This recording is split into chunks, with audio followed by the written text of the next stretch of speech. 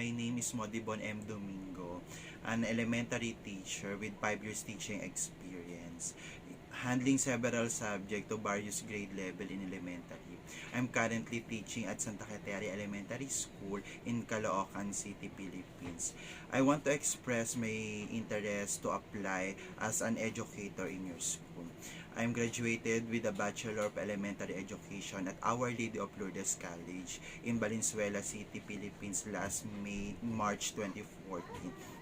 I finished my Master of Arts in Education, major in Administration and Supervision at Dr. Carlos S. Lanting College in Quezon City, Philippines last May 2022. I'm a passionate teacher who believes that learners should be involved in the learning process by providing experiential learning to have an effective instructions as well as implementing effective teaching strategy and utilize technology to adapt to the needs of 21st century learners. Again, my name is Modibon M. Domingo. Thank you and God bless.